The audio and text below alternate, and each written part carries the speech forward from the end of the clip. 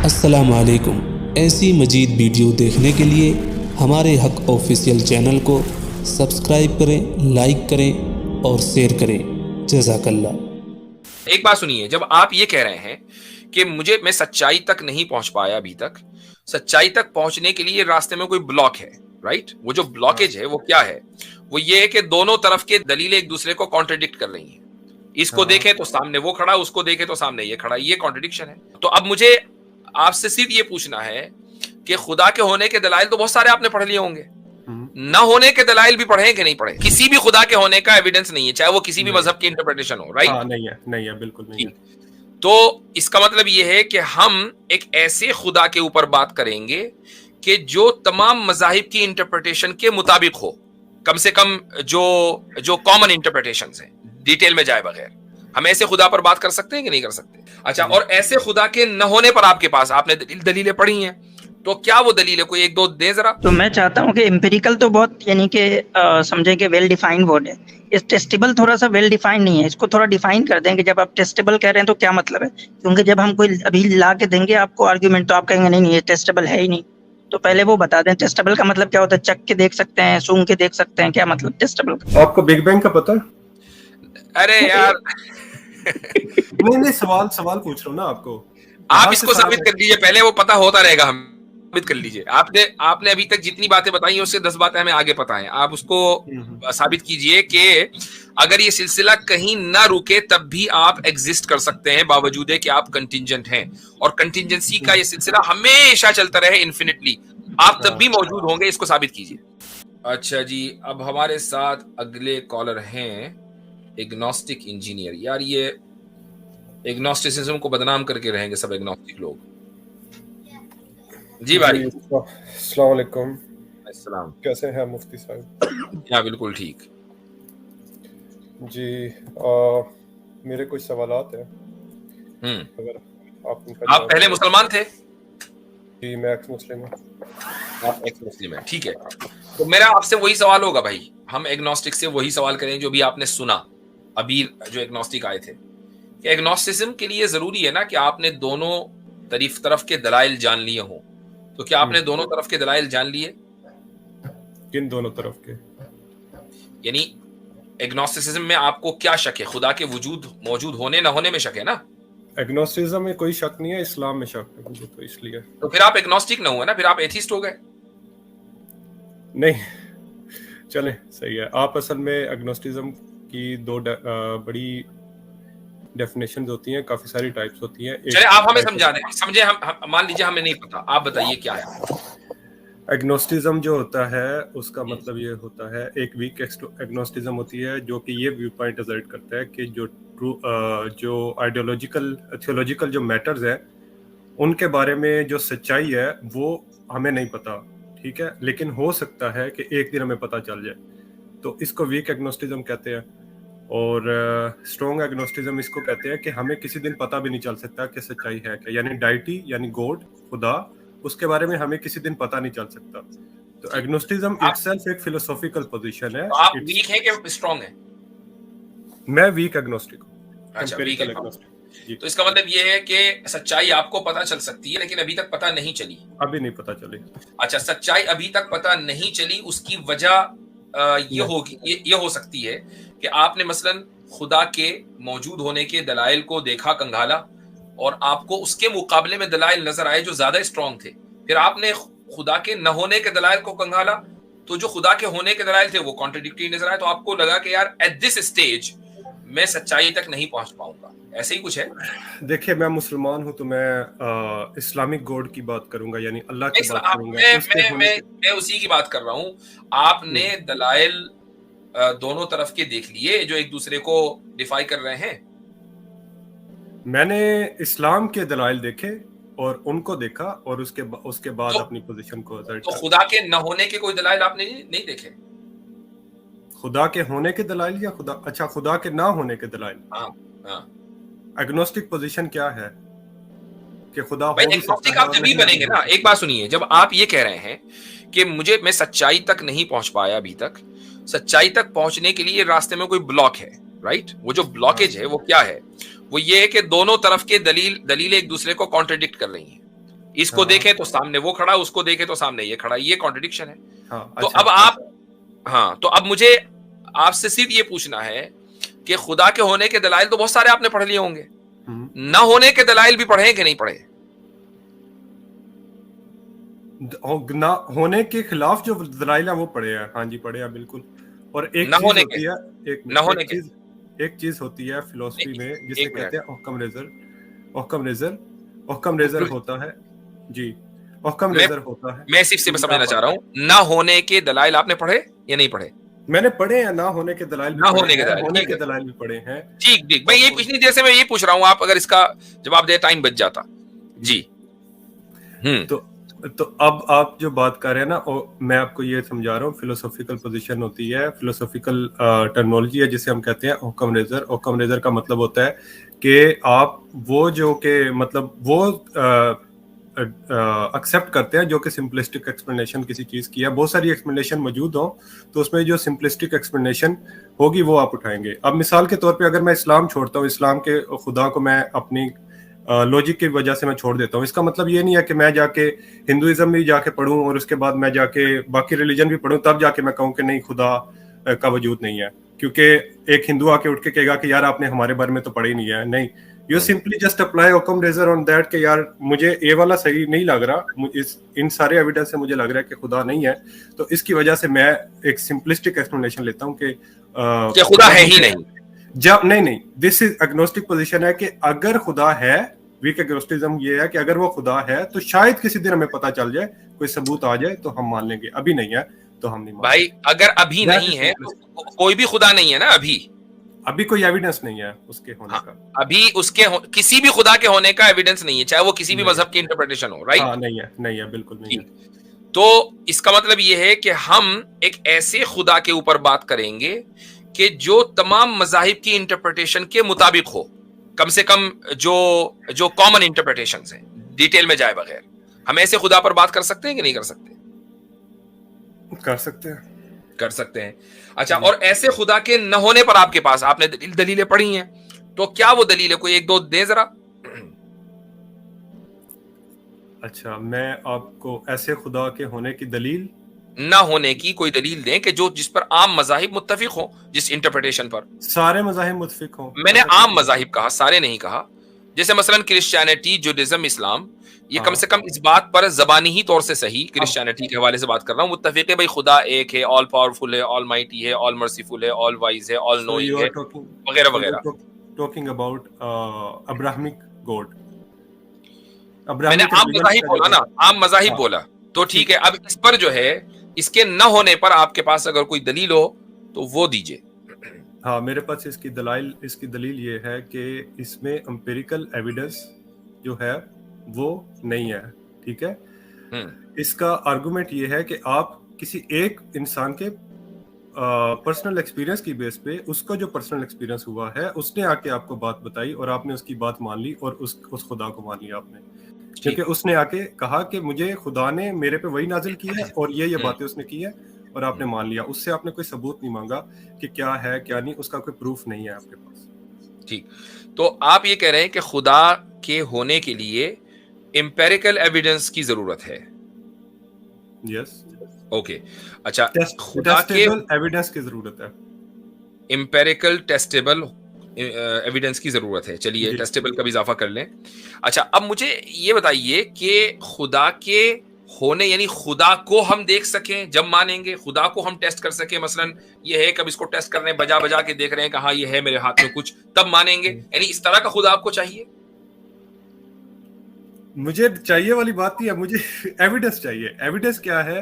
भाई एविडेंस की बात कर रहा हूं। एग्नोस्टिक साहब, आप गोया ये क्लेम कर रहे हैं कि किसी भी वजूद का, किसी भी एग्जिस्टेंस का जो है वो उसी वक्त इकरार किया जाएगा जबकि वो टेस्टेबल हो, टेस्टेबल एग्जिस्टेंस हो उसकी। यस, ठीक है। यानी गोया के वजूद वही है, सिर्फ ऑब्जर्वेशन की बुनियाद पर टेस्ट करेंगे, ऑब्जर्वेशन के बाद। हाँ, टेस्ट का मतलब कि ये जो साइंटिफिक मेथोडोलॉजी है इनका, ठीक है, इसकी बेस पे जो है आप चीजों को के वजूद को इफर्म करेंगे। अगर कोई चीज उस दायरे से बाहर हो तो गोया कि वो वजूद नहीं है आपके नजदीक, ऐसा ही है ना? हो भी सकती है और नहीं भी हो सकती। तो नहीं, अभी तो आपने कहा, फिर आप ये भी कहें खुदा के ताल्लुक से तो आप ये बात नहीं कह रहे हैं।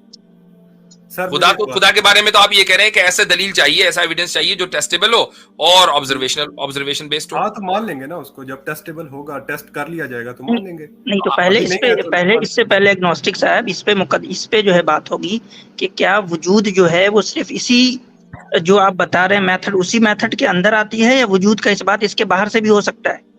या तो आप कहें कि नहीं इसके बाहर से भी हो सकता है, तो फिर हम कोई भी फिर दलील ला के दे सकते हैं। फिर आपका ये लिमिट करना कि नहीं ये दलील इसके अंदर की होनी चाहिए, फिर ये दुरुस्त नहीं है। या फिर आप कहे कि नहीं कोई भी जो वजूद होगा वो इसी दलील से साबित होगा। दोनों में से कोई एक बात माने आप। मैंने ये तो नहीं कहा, मैंने कहा कि टेस्टेबल हो, किसी भी तरह टेस्टेबल हो सकता है, जरूरी थोड़ी है कि वो साइंटिफिक। आपने ऑब्जर्वेशन की कैद लगाई, पहले ऑब्जर्वेशन फिर टेस्टेबल आपने कहा था।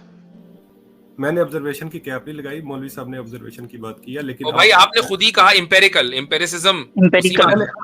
चले सही है, आप टेस्टेबल सिर्फ ले ले, ठीक है, किसी भी तरह नहीं आप कुछ भी मेरी तरफ गढ़ दे कह रहे चले सही है, आप खुद बोला आपने एम्पेरिकल। अच्छा, मैंने मतलब एग्नोस्टिक साहब आपका क्राइटेरिया क्या है ये खुद अभी तक तय नहीं है। नहीं आप बीच में नहीं बोले, मैं मौलवी साहब से बात कर रहा था, आप बीच नहीं, वो भी मौलवी साहब है भाई, वो भी मौलवी साहब है, दोनों फोटो देख के नहीं लग रहा मैं मौलवी साहब नहीं आप है मौलवी साहब, लेकिन ये जरा डेंजरस मौलवी साहब, इसलिए आप उनसे बात नहीं करना चाह रहे। नहीं चले मैं बात उनसे कर लेता हूँ, फिर एक इंसान से बात कर लेता हूँ। आप मुझे बता दे किससे बात करी, मैं उससे बात कर लेता हूँ। हम दोनों ही बात करेंगे, पूरा पैनल यहाँ मौजूद है, आप पैनल से बात करने के लिए आए हैं। चले आप टेस्टेबल, तो आपने एम्पेरिकल का लफ्ज आप वापस ले लिया। नहीं, एम्पेरिकल हो या टेस्टेबल हो, इन दोनों में से कोई भी हो, I am okay with that, ठीक है। अच्छा ठीक है, तो जी आसिम भाई आप कुछ कह रहे थे। तो मैं चाहता हूँ कि एम्पेरिकल तो बहुत यानी कि समझे कि वेल डिफाइंड वर्ड है, इस टेस्टेबल थोड़ा सा वेल डिफाइंड नहीं है। इसको थोड़ा डिफाइन कर देंगे, जब आप टेस्टेबल कह रहे हैं तो क्या मतलब है, क्योंकि जब हम कोई अभी ला के देंगे आपको आर्ग्यूमेंट, तो आप कहेंगे नहीं ये टेस्टेबल है ही नहीं। तो पहले वो बता दें टेस्टेबल का मतलब क्या होता है। चख के देख सकते हैं, सूंघ के देख सकते हैं, क्या मतलब टेस्टेबल का? मैं आपको एक मिसाल देता हूँ इस पे, टेक एग्जांपल के एक साइंटिफिक स्पेकुलेशन है कि एक पैरेलल यूनिवर्स हो सकता है जो कि इन यूनिवर्स को मतलब क्रिएट करता है। पैरेलल यानी मल्टीवर्स की एक कॉन्सेप्ट है।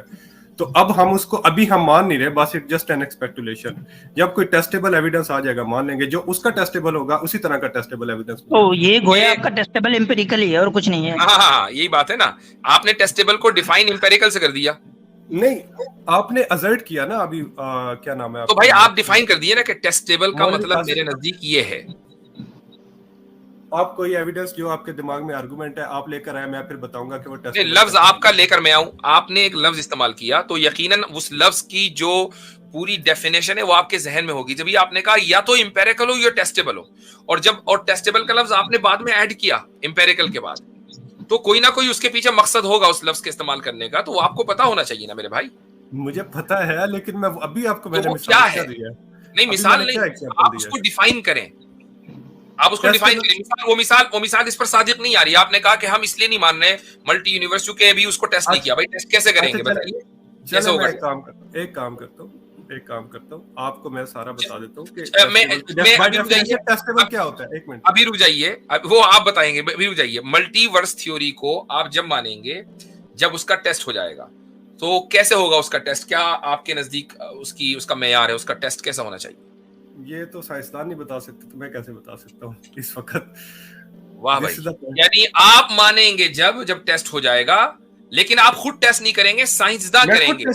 मैं खुद टेस्ट करूंगा। अभी तो आपने कहा साइंसदान बताएंगे, तो साइंसदान अगर किसी साइंटिस्ट ने, या हो सकता है मैं कल को करके उस चीज को टेस्ट कर लेता हूँ, तो मेरे पास तो यानी साइंसदान की बात नहीं मानेंगे? साइंसदान की बात मानूंगा, हो सकता है मैं की बात मानेंगे ना, एक्सपर्ट की बात मानेंगे, खुद टेस्ट नहीं करेंगे या खुद करेंगे? सुन लेना बात सुन लेना। अब अगर मैं एक लैब में काम कर रहा हूँ, साइंसदान ने मुझे बताया कि रजिस्टर में से इतना करंट गुजारे तो इतना वोल्टेज, या इतना वोल्टेज हो तो इतना करंट गुजरता है, ठीक है। अब साइंसदान ने करके मुझे बताया, मैंने वो टेस्ट कर लिया लैब में, जिस तरह से उसने बताया रिप्रोड्यूसेबल में चीज है, ठीक है। अब आप खुद टेस्ट करेंगे मल्टीवर्स का? यार अगर कोई साइंसदान आके मुझे बता देगा, हो सकता है कि मैं अगर अपनी लैब में सेटअप कर सकता हूँ मल्टीवर्स का, तो मैं कैसे करेंगे? उसका क्या मेयार आपके नजदीक है वो बताइए। कोई लॉजिक होगा उसके पीछे, क्या लॉजिक ऐड करें, कोई रीजन कुछ भी, मतलब यानी इसका मतलब अकली बुनियादों पर आप कर सकते हैं, एम्पेरिकल जरूरी नहीं है। हाँ, अकली बुनियादों पे कर सकते हैं, logic is also logic is also part of मतलब थॉट एक्सपेरिमेंट्स जो होते हैं वो लॉजिक की बेस पे ही होते हैं, तो आप उस अच्छा, तो फिर इसका मतलब ये हुआ कि अगर अकली बुनियादों पर ये खुदा का वजूद साबित हो जाए तो ये जरूरी नहीं है कि आप फिर एम्पिरिकल एविडेंस की डिमांड करें, राइट? हाँ ठीक है, ठीक जी। आसिम भाई जी, तो इसमें बहुत सारे हमारे पास इतने आर्गुमेंट है कि बात करें तो पूरी रात हो जाए। चले मैं बहुत सिंपल सा एक आर्गुमेंट पूछता हूँ आपसे। आप जो है वो कंटिंजेंट हैं, यानी आप जो है वो यानी खत्म होने वाले हैं या हमेशा रहने वाले हैं? मैं खत्म होने वाला, मेरी मतलब यानी डिपेंडेंट हैं आप, डिपेंडेंट हैं? हाँ, जिस्मानी जिंदगी है वो खत्म होने वाली है। आप डिपेंडेंट है ना? हाँ ठीक है, तो ये आप जिस पे डिपेंडेंट है वो भी डिपेंडेंट होगा। हाँ बिल्कुल। चल, तो ये डिपेंडेंट की सीढ़ी कहीं ना कहीं जाके तो रुकेगी ना, किसी ऐसे पिलर पे तो रुकेगी जो इंडिपेंडेंट हो। जरूरी थोड़ी है। जरूरी है? नहीं जरूरी है तो फिर आपका एग्जिस्टेंस यहाँ पे हो ही नहीं सकता। With in this time and space तो हम जाएंगे, तो हम अगर आप कहें कि कोई इंडिपेंडेंट उधर पिलर नहीं है खड़ा हुआ जो सारे डिपेंडेंट को संभाले हुआ है, तो फिर आप आए कहाँ से? बिग बैंग की थ्योरी का पता है आपको? भाई ये सब बचकाना बातें हो गई, थ्योरी का पता है ये? आप सीधा आप इसका आंसर करें कि जो डिपेंडेंट है वो अगर कहीं इंडिपेंडेंट पिलर पे नहीं रुकेगा तो क्या आपका एग्जिस्टेंस यहाँ पे होगा? हो भी सकता है। कैसे हो सकता है? कैसे? हाँ, इसको साबित करें। आपको बिग बैंग का पता है? अरे यार नहीं सवाल पूछ रहा हूँ ना आपको। आप इसको साबित कर लीजिए पहले, वो पता होता रहेगा, हम साबित कर लीजिए। आपने अभी तक जितनी बातें बताई हैं उससे 10 बातें हमें आगे पता है। आप उसको साबित कीजिए कि अगर ये सिलसिला कहीं ना रुके तब भी आप एग्जिस्ट कर सकते हैं बावजूद है कि आप कंटिंजेंट हैं, और कंटिंजेंसी का ये सिलसिला हमेशा चलता रहे इन्फिनिटली, आप तब भी मौजूद होंगे। इसको साबित कीजिए। नहीं, मैं नहीं हो सकता। अगर इन्फिनिटी चलता रहेगा तो फिर नहीं हो सकता। तो यार ये बात आप पहले कहते कहीं ना कहीं जो है कोई इंडिपेंडेंट पिलर है। वो पॉइंट सही मतलब समझ नहीं आ रही थी ना उनकी, तो सही नहीं हो सकता, बिल्कुल नहीं हो सकता।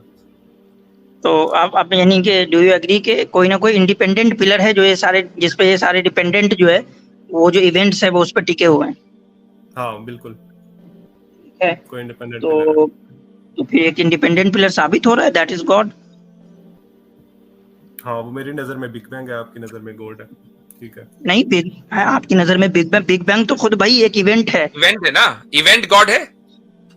बिग बैंग के बाद बिग बैंग तो खुद डिपेंडेंट एक इवेंट है भाई। बिग बैंग के बाद ही टाइम, आप कैसे साबित करते हैं कि वो डिपेंडेंट इवेंट है? क्या आपको पता है? क्योंकि भाई वो एक इवेंट है, एक टाइम फ्रेम में वो एक इवेंट है, तो इसका मतलब ये है कि वो कंटिंजेंट है। अगर वो कंटिंजेंट नहीं होता तो वो उसी स्टेटस में रहता। वो अगर कंटिंजेंट नहीं रहता तो वो उसी स्टेटस में रहता। अगर बिग बैंग कंटिंजेंट नहीं होता तो आप जो है वो उस इवेंट्स के पार्ट कैसे बनते? आप बन ही नहीं पाते।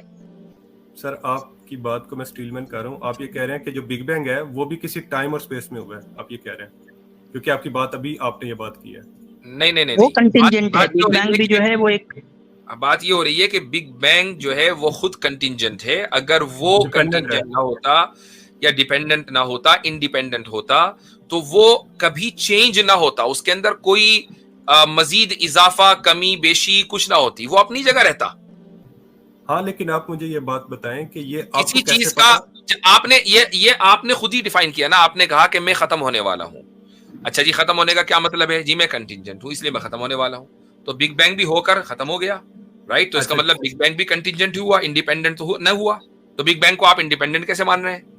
अच्छा चले, मैं इस बात को भी मान लेता हूँ कि आप कह रहे हैं बिग बैंग डिपेंडेंट है या इंडिपेंडेंट है। पोजीशन क्लैरिफाई कर दो मुझे। भाई डिपेंडेंट है ना, वो कंटिंजेंट है। जो बिग बैंग को अगर मान भी लें आपकी बात मान ली, बिग बैंग डिपेंडेंट है, ठीक है। आप ये कह रहे हैं कि बिग बैंग जो है वो डिपेंडेंट इवेंट है, किसी और फोर्स ने बिग बैंग किया, और उसको आप कह रहे हैं कि ये वो फोर्स जो है वो खुदा की फोर्स नहीं। इसके लिए कॉज का आप लफ्ज इस्तेमाल करें तो ज्यादा बेटर होगा, फोर्स से ज्यादा। कॉज का लफ्ज आप किसी कॉज ने बिग बैंग कॉज किया, ठीक है, वो खुदा की जात है। इससे आपका खुदा कैसे साबित होता है? वो रिलीजियस गॉड जो अल्लाह है। अभी तो हमारा सिर्फ एक वजूद साबित हो गया ना। मतलब एक इंडिपेंडेंट वजूद साबित होंगे। अभी तो एक क्वालिटी उसकी साबित हुई है, अभी धीरे धीरे अभी स्टेप बाय स्टेप चलेंगे ना। पहली सीढ़ी तो माशाल्लाह आपने हमारे साथ तय कर ली कि आपने एक इंडिपेंडेंट बीइंग के आप कायल हो गए। ठीक है हो गए नहीं, एक मिनट, ये for the sake of argument है या हो गए? मैं आर्गुमेंट समझना चाह रहा हूँ, ठीक है, मैं बात समझ। तो इसका मतलब अभी नहीं हुआ है, तो आर्गुमेंट समझ लीजिए आगे बढ़ने से पहले। देखिए, जब आप भाई जो सुन लीजिए, जब बिग बैंग आपने खुद मान लिया कि बिग बैंग डिपेंडेंट है, तो उसके पीछे जो कॉज होगा वही इंडिपेंडेंट होगा। तो एक इंडिपेंडेंट कॉज के जिसको हम खुदा कहते हैं, आप उसके वजूद के कायल हैं कि नहीं? किसी कॉन्शियस वजूद के कायल जरूरी नहीं, अभी उसको कॉन्शियसनेस का भी छोड़ दें, अभी सिर्फ एक इंडिपेंडेंट वजूद के कायल हैं कि नहीं? इंडिपेंडेंट कुछ भी हो सकता है भाई, वो बात देखेंगे बाद में, अभी हम साबित करेंगे। आप इस इंडिपेंडेंट वजूद के एग्जिस्टेंस के कायल हो गए कि नहीं हो गए? क्यों इतना डर लग रहा है? मैं मान गया हूं आपकी बात, ठीक है, कायल हो गया मैं, आगे बढ़े आप। नहीं, for the sake of argument नहीं, आगे तभी पढ़ेंगे। हाँ, आपको अगर कोई शक है या एतराज है तो एतराज कीजिए अभी, क्योंकि मुझे पता नहीं है ना उससे पीछे क्या है, ना किसी साइंसदान को भी नहीं पता कि उससे पीछे क्या है। हम तो क्या की बात, हम उसको एक मिनट, साइंस मुझे सुन लीजिए। अभी जो भी आपने कहा ना कि किसी साइंसदान को भी नहीं पता, साइंसदान को कैसे पता चलता है? साइंटिफिक मेथोडोलॉजी से पता चलता है ना। आप तो खुद ही ये मानकर आ रहे हैं कि साइंटिफिक मेथोडोलॉजी का होना जरूरी नहीं है खुदा को जानने के लिए, तो साइंसदान की बात कहां से आई?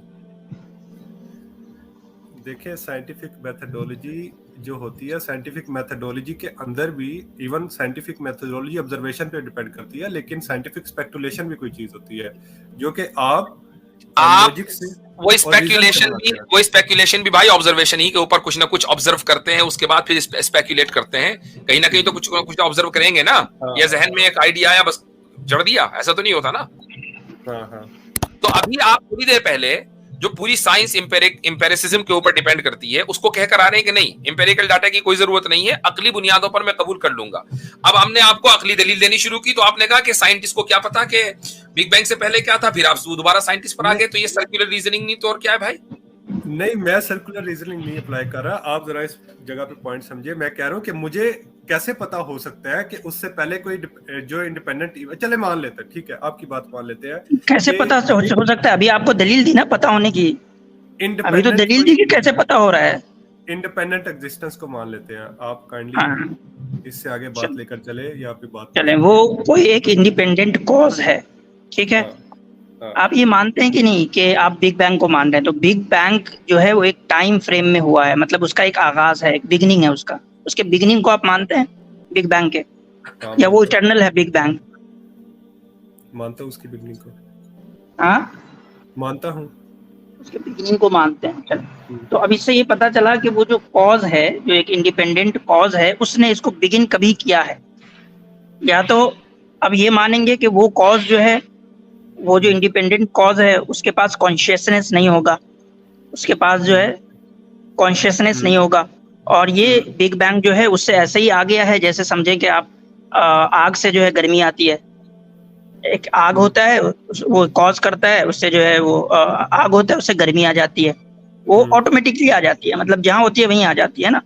तो अगर आप ये मानेंगे तो फिर इसका मतलब ये मानना होगा कि इसका भी कोई बिगनिंग नहीं है, हालांकि अभी आपने कहा कि इसका बिगनिंग है। तो मतलब इसके पीछे जो इंडिपेंडेंट कॉज है उसके पास एक विल और इरादा है कि उसने इसको बिगिन किया है कभी, क्योंकि वो तो इंडिपेंडेंट है, तो वो तो इंडिपेंडेंट है, तो वो तो किसी पे डिपेंड नहीं करता, तो वो तो हमेशा से होगा, इटर्नल होगा। और ये तो इटर्नल है नहीं, ये तो इटर्नल है नहीं, क्या? और ये इटर्नल है नहीं, हाँ, तो ये तो इटर्नल है नहीं, ये तो एक 14 कुछ पॉइंट बिलियन। अल्फाज में एग्नोस्टिक इंजीनियर साहब, इसको आप इस तरह समझ लें कि अगर उस इंडिपेंडेंट कॉज को आप कॉन्शियस बीइंग नहीं मानेंगे, तो जो बिग बैंग का इवेंट है, जो डिपेंडेंट है, जो टाइम बाउंड है, उसको भी टाइमलेस होना पड़ेगा, जिस तरह वो इंडिपेंडेंट कॉज टाइमलेस है। ठीक? अगर और अगर आप, या फिर आप उस इंडिपेंडेंट कॉज को भी डिपेंडेंट मानेंगे, टाइम बाउंड मानेंगे, जिस तरीके से आपने बिग बैंग को डिपेंडेंट माना है। ठीक है, और ये फैलेसी है, क्योंकि अभी आप उसको इंडिपेंडेंट कॉज मान के आए तो डिपेंडेंट नहीं हो सकता।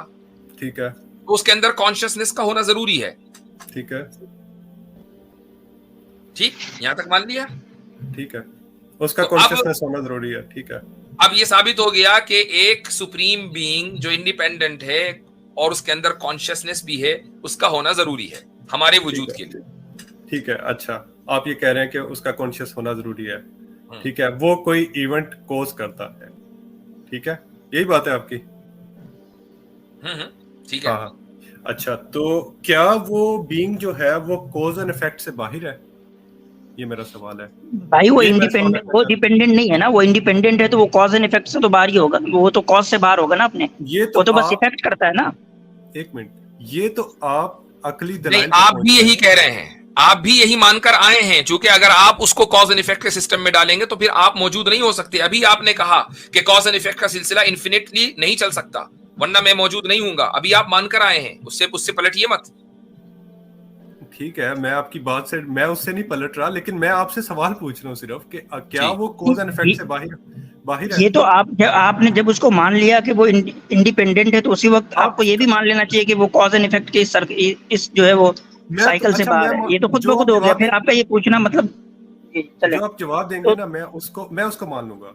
जो आप जवाब देंगे ना, दो चीज हो गई, दो चीज साबित हो गई कि एक इंडिपेंडेंट कॉज है और वो कॉन्शियसनेस रखता है, कॉन्शियस है। ठीक है, ठीक है, और क्या वो कॉज एंड इफेक्ट से बाहर है? वो कॉज से बाहर है, वो इफेक्ट बस करता है। वो बस इफेक्ट करता है, वो कोई मतलब हाँ, वो उसका कोई कॉज नहीं है। सारे कॉज जो है ना, सारे कॉज जो है, सारे इफेक्ट जो है वो उससे ही है, लेकिन उसका कोई जो है कॉज नहीं है। ठीक है, उसका कोई कॉज नहीं है। इंडिपेंडेंट बीइंग है, उसका कोई कॉज नहीं है, उसको किसी ने कॉज नहीं किया, वो कॉज एंड इफेक्ट से बाहर है। यानी वो कोई भी काम कॉज एंड इफेक्ट नहीं, आप बार बार फैलेसी कर रहे हैं। कॉज एंड इफेक्ट नहीं, वो इफेक्ट करता है, तभी तो हम यहाँ पे हैं।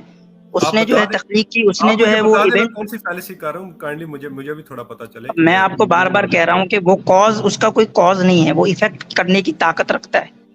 ठीक है, उसका कोई कॉज नहीं है, लेकिन वो इफेक्ट करने की ताकत रखता है। तो फिर आप उसको कॉज एंड इफेक्ट से बाहर है, कॉज एंड इफेक्ट से बाहर है कर। आप मुझे डिफाइन करेंगे कॉज एंड इफेक्ट क्या होता है? अरे यार, नहीं, एक मिनट, मुझे थोड़ी समझ नहीं आ रही ना इनकी बात की कि वो अफेक्ट। भैया, आप अपने माँ बाप के इफेक्ट हैं, आपके माँ बाप आपके कॉज हैं। हाँ, ये बिल्कुल सही, बस सिंपल सी बात है ना। हाँ, बिल्कुल सिंपल सी बात है। तो इसका मतलब है कि something happens because of something else, मतलब पहले कुछ हुआ, उसके बाद कोई चीज होती है। ठीक है, अब मुझे एक बात बताएं, आप यहाँ पे मेरा सवाल है, आप मुझे ये बात बताएं कि क्या मैं जब कोई बुरा काम करता हूँ उसके बदले मुझे दोजख मिलेगी? अरे भाई, अब कहाँ कूद के आप जा रहे हैं? अभी तो हमको वजूद है। अभी खुदा के वजूद पे बात कर रहे थे। अरे मैं आपके खुदा अभी बात कर रहे हैं आगाज की, आप चले गए इंतहा पे। अभी तो हम आगाज की बात कर रहे हैं, इंतहा पे कहाँ पहुंच गए? जन्नत दोजख का तो इंतहा में मामला है। अरे यार, अच्छा जी, just bear with me for एक थोड़ी सी देर के लिए ना, सिर्फ ये बात मुझे समझाएं कि मैं थोड़ी काम यानी थोड़ी सी देर के लिए आपको बर्दाश्त करें। ठीक है, कर लेंगे। बर्दाश्त करें, बिल्कुल। मैं बहुत शुक्रिया आपका अगर आप बर्दाश्त कर रहे हैं तो। जी। देखिए, अब अगर मैं कोई बुरा काम करता हूँ तो फिर उसके हिसाब से मुझे उसकी सजा मिलती है, ऐसे ही है? बोलते रहे, अब बर्दाश्त कर रहे हैं हम आपको, बस बोलते रहे। ठीक है, इसका जवाब तो दे दें। नहीं, आप बोले फिर जवाब देंगे। क्विज कोई खेल। मैंने आपके सारे सवालों के जवाब दिए हैं, आप काइंडली आप थोड़ा इसका जवाब आप अपनी बात पूरी रखें, क्योंकि अब मामला बर्दाश्त में चल रहा है, इससे बाहर नहीं होना चाहिए, बर्दाश्त से बाहर। ठीक है, अब चलते रहें। अच्छा, अगर मैं कोई काम करता हूँ और उसके बदले में मुझे कोई सजा या जजा मिलती है, तो इसका मतलब है कि मेरा जो काम है, यानी कोई खुदा मुझे सजा इस वजह से दे रहा है क्योंकि मेरा काम उसका कोज बन रहा है, उस अफेक्ट का कोज बन रहा है, उस रिजल्ट का कोज बन रहा है। ठीक है, तो खुदा फिर कैसे, जो इस्लामी कोड काम उस रिजल्ट का, यानी दोजख में जाने का कॉज बन रहा है। ठीक है, कॉज बन रहा है, तो फिर खुदा कॉज एंड इफेक्ट से बाहर कैसे? जो अल्लाह है, जो खुदा की जात है, वो कॉज एंड इफेक्ट से बाहर कैसे है? वो सजा अल्लाह को मिल रही है, आपको मिल रही? मुझे मिल रही है। तो फिर आप ही हुए ना अंदर। अल्लाह को काहे को ला रहे हैं अंदर? हाँ, मैं एक मिसाल देता हूँ ना इस पे। अब मिसाल के तौर पे मेरे एक यहाँ पे, यानी अपने अमल का नतीजा आप भुगत रहे हैं। ठीक, मेरी बात सुन ले। और कह रहे हैं कि अल्लाह ताला कॉज एंड इफेक्ट का हिस्सा हुआ। वाह भाई वाह। मेरे सामने गिलास पड़ा हुआ है, मैंने एक गिलास खाली था मेरे पास, ठीक है, मैंने उसमें पानी भरना शुरू किया, वो भर गया। कॉज क्या था, पानी भरना शुरू किया, इफेक्ट हुआ, गिलास भर गया। तो अब गिलास पे इफेक्ट हो रहा है, लेकिन कॉज क्या है, मैं उसको कॉज मतलब जो कॉज है वो कुछ हो रही है, लेकिन कॉज हो रहा है, कुछ हो रहा है। तो अब नहीं, आप है कॉज, आपने पानी भरा, हाँ, और इफेक्ट ये है कि गिलास भर गया, ठीक, हाँ, ऐसे ही यहाँ पर आपने गुनाह किया, इफेक्ट ये है कि आप जलेंगे।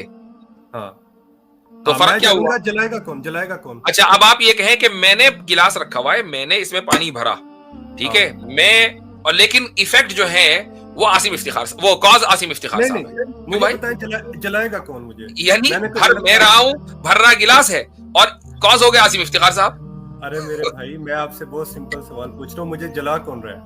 अब उसको इसी पानी वाली की मिसाल ले लें। आपकी टंकी में पानी आ रहा है, ठीक, अब आपने गिलास टंकी के सामने रखा और वो पानी भर गया, ठीक है, तो आप ये कहेंगे कि ये वो बैठा हुआ ना बड़े वाले टंकी के ऊपर, जिसने टंकी बंद नहीं की, मेन जो वाटर लाइन है, वो कॉज है इस गिलास के भरने का। भाई वो कॉज होगा कि ये आप कॉज होंगे कि आपने टंकी खोल के गिलास उसके नीचे रखा?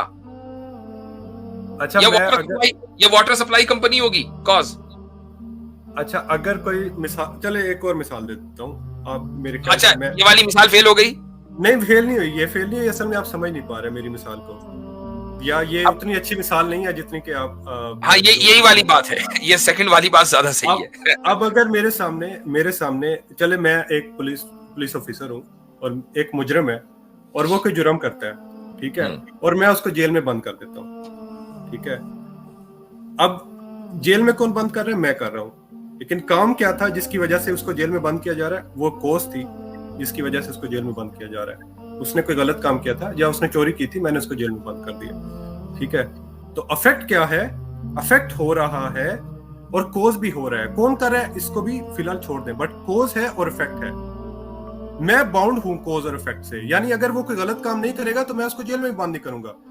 अगर कोई पीछे कोई ये चीज पूछे कि भाई अच्छा, मैं एक सवाल आपसे, यही, चलिए रुक जाइए, हालांकि ये मिसाल भी वैसे ही है पानी वाली, बल्कि उससे जरा कम दर्जे की मिसाल है, लेकिन मैं अभी इस मिसाल की फ्लॉस को बयान करने से पहले एक सवाल आपसे ये पूछ लेता हूं कि ये जो इसी मिसाल के ताल्लुक से एक आदमी ने जुर्म किया, ठीक, और अदालत में केस चला, मुल्क का कानून ये है कि उस आदमी को उस जुर्म की 5 साल सजा होगी, कम से कम मिनिमम 5 साल।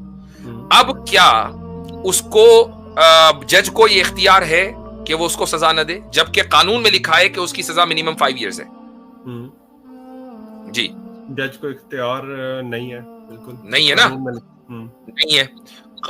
जज मजबूर है, कानून में लिखा हुआ है कि 5 साल की सजा देगा, ठीक, तो खुदा मजबूर नहीं, खुदा मजबूर नहीं है, वो आपको चाहेगा तो माफ कर देगा, माफ कर देगा मुझे, आपको चाहेगा तो माफ कर देगा, यानी गुनहगार को चाहेगा तो माफ कर देगा।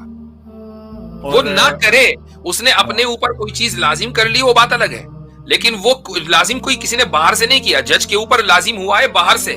कानून साज काउंसिल ने, लेजिस्लेटिव जो काउंसिल है, उसने जज को ताबे किया है कि ये है मुल्क का कानून, इसके मुताबिक चलेगी आपकी अदालत।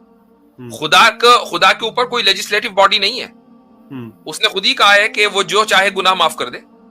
हाँ, शिर्क का गुनाह वो माफ नहीं करेगा। हाँ, और चले ठीक है, शिर्क का वो गुनाह माफ नहीं करेगा। अब इसी पे आ जाते हैं, शिर्क का गुनाह वो माफ नहीं करेगा। अब अगर ये कानून कहाँ से बना है, शिर्क का गुनाह वो माफ नहीं करेगा? तो कानून से खुद बनाया है, उसने खुद बनाया, ठीक है, उसने खुद बनाया। इसका मतलब है कि अगर मैं शिर्क करता हूँ और मैं दोज़ख में चला गया, ठीक है, खुदा ने मुझे, अब कॉज क्या है? शिर्क, और इफेक्ट क्या है? दोज़ख में जाना। अगर मैंने शिर्क ना किया होता तो मैं दोज़ख में ना जाता। अब कोई पूछे कि हाँ भाई दोज़ख में क्यों हो? क्योंकि मैंने शिर्क किया था। इसका मतलब कि बाउंड हो गया कॉज एंड इफेक्ट से। तो आप हुए ना, खुदा तो नहीं हुआ ना। खुदा तो खुद ही तो आप कह रहे हैं कि मैंने शिर्क किया इसलिए मैं गुनाह, तो शिर्क आपने किया ना, कॉज आप हुए ना। खुद ही कह रहे हो कि मेरा शिर्क करना कॉज है, खुद ही मान रहे हैं, फिर खुदा को बाउंड कर रहे हैं। नहीं, खुदा बाउंड इस तरह हो जाता है कि खुदा अगर मैं ना करता तो फिर वो ना भेजता मुझे दोज़ख में, लेकिन तो आप ना करते तो भैया आप ही तो कॉज हुए ना। अरे इस पॉइंट की डेप्थ आप समझ नहीं पा रहे असल में। अजी बहुत इतना गहरा है कि ये तो नजर भी नहीं आ रहा है, इतना नीचे चला गया। हाँ बिल्कुल ऐसा ही है। तो अब अगर वो मुझे अफेक्ट ये दे रहा है, सजा तो वही दे रहा है ना, अफेक्ट उसकी बेशक कोज मैं ही हूँ, लेकिन सजा तो वही दे रहा है। कॉज आप है ना, कॉज आप है ना, कोज मैं हूँ बस, लेकिन सजा तो वही दे रहा है ना। खुदा कॉज ना हुआ ना, कॉज एंड इफेक्ट से बाउंड तो हो गया ना खुदा। कॉज एंड इफेक्ट से बाउंड नहीं हुआ, उसका बनाया हुआ कानून वो ये कहता है कि आप अगर गुनाह करेंगे तो सजा दी जाएगी। ये उसका बनाया हुआ कानून है, उसका बनाया हुआ कानून है, वो खुद नहीं है उसका हिस्सा कॉज एंड इफेक्ट का। अब मैं वापस उधर आ जाता हूं। यहाँ ये तो ये नहीं, बिल्कुल एक बेकार सी गुफ्तगू हुई, चूंकि इसमें आपको बर्दाश्त कर रहे थे आपकी वजह से। असल बात जो है वो ये है कि शुरू में, मुफ्ती साहब, हाँ, शुरू में आपने इस बात को तस्लीम किया कि हम एक ऐसे वजूद के जो कॉन्शियस बीइंग है उसके कायल हैं और जो इंडिपेंडेंट है। अब मुझे एक बात आप बता दीजिए कि उस इंडिपेंडेंट का कोई कॉज है या नहीं है, आप इसको मानते हैं या नहीं? उस इंडिपेंडेंट का कॉज कोई है कि नहीं है? हो भी सकता है, नहीं भी हो सकता। नहीं, ये इतनी गहरी बात ना करें कि हमें नीचे देखना पड़े कि यार गहराई से इस बंदे को निकाले कैसे।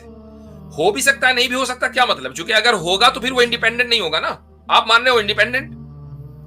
चले मैं कह देता हूं कि उसका कोई नहीं है, ठीक है, नहीं है, कह देता हूं नहीं, आपको कहना पड़ेगा, उसके बगैर बात चलेगी कैसे? इंडिपेंडेंट है तो कॉज नहीं है, और डिपेंडेंट है तो कॉज है। जब आपने उस इंडिपेंडेंट कॉन्शियस बीइंग को इंडिपेंडेंट मान लिया तो ये मानना पड़ेगा कि उसका कोई कॉज नहीं है, उसका कोई कॉज नहीं है, ठीक है, बात खत्म। उसी को हम अल्लाह कहते हैं, ठीक है। लेकिन वो कॉज एंड इफेक्ट से बाहर तो नहीं हुआ ना फिर। वो कॉज एंड इफेक्ट से बाहर तो नहीं हुआ ना। वो यही सबसे बड़ा आर्गुमेंट है, जो कि ये सबसे बड़ा आर्गुमेंट नहीं, ये सबसे बड़ी जहालत है। एक तरफ आप ये कह रहे हैं कि वो इंडिपेंडेंट है, उसका कोई कॉज नहीं है, फिर खुद ही कह रहे हैं कि वो कॉज एंड इफेक्ट से बाहर नहीं हुआ। वाह भाई वाह। वो मुझे सजा दे रहा है इस वजह से क्योंकि मैंने गलत काम किया, ठीक है, ठीक है। तो ये कॉज और इफेक्ट उसके बनाए हुए हैं।